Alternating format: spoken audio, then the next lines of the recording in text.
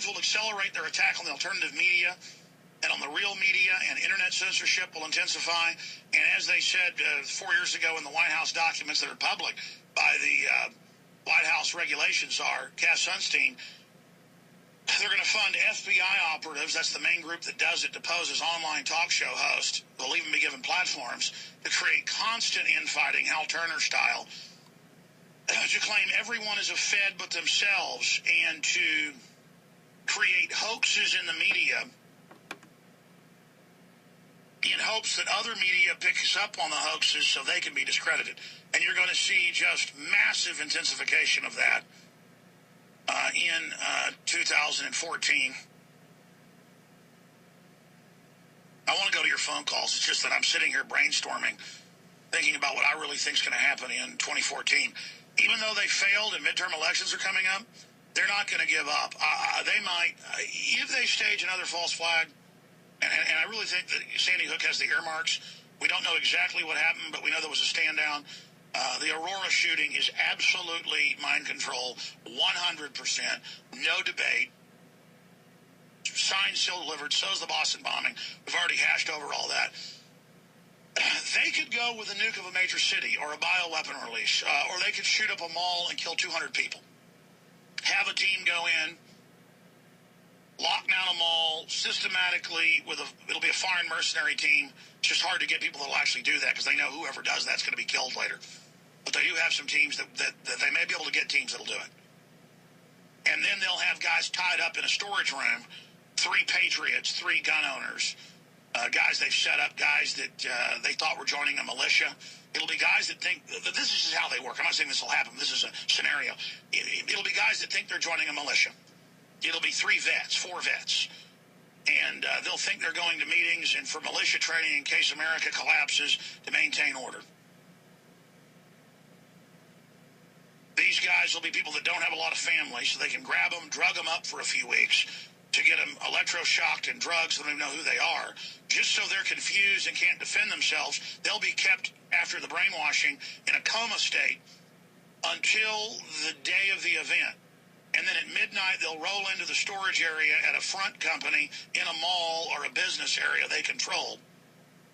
It'll be about a 5 to 10 man team that does it. This is how they operate. They'll have the guys drugged up, the patsies they're going to drug, and who they've drugged and who they're going to blame. And then they'll go lock things down. They'll even have a drill in case they get caught to tell the cops it's part of a drill. And if the cops get wise, they'll just kill those cops and run the operation early.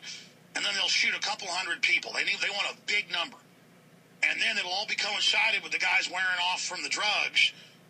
And then they'll have inside people inside the department they choose who will go in and shoot up and wound the guys that are drugged up. So that'll be the cover in the hospital for why these guys can't talk. And then in a couple days, they'll come out of the drugs not knowing who they are. That's how they run operations. And that's how they did the Boston bombing. I mean, those guys weren't drugged up. They were CIA guys that they thought were going to actually get to work for the agency who were sent in as Playboy wannabe idiots to infiltrate and promote al-Qaeda groups in Chechnya. That was confirmed. We know the State Department group that funded it. The younger brother was just a tag follower with his arrogant, narcissistic brother. And we know that. And then they were part of the drill, part of the simulation drill, and then were told to go stand down. Then they figured out they were going to be set up when they saw their pictures on the news because they got wise enough to figure out what was happening. That's why they had to kill both of them, but one of them still lived, so they had to do the tracheotomy to shut him up, but he's now pled not guilty, so that causes them a problem. Before they death threatened the family spoke out and said, indeed, they were set up. And they had a whole other network of Chechen anti-Islamicists who wanted money and be playboys, just like other groups that they programmed. I'm sorry, I've kind of gone off the deep end today into a bunch of different areas, but that's the type of stuff that they're going to do in the new year.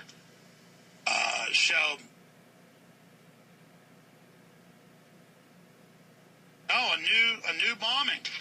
So Saudi Arabia is definitely going ahead with ruining the Olympics for Russia, which will cause them tens of billions of dollars.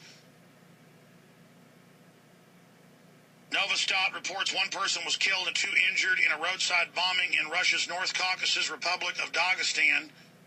Late Monday, a police spokesman said an improvised explosive device went off as traffic police car was driving by. 2 officers in the car were injured, and a passerby was killed, the spokesman said. An Islamicist insurgency, once confirmed largely to Chechnya, has spread across North Caucasus recent years with attacks on security forces, police, and civilians reportedly almost daily in nearby republics of Dagestan. Again, that's where they're having the Olympics, and that's very close to the area in Russia where they just had all the attacks. So it's on, folks. It's on.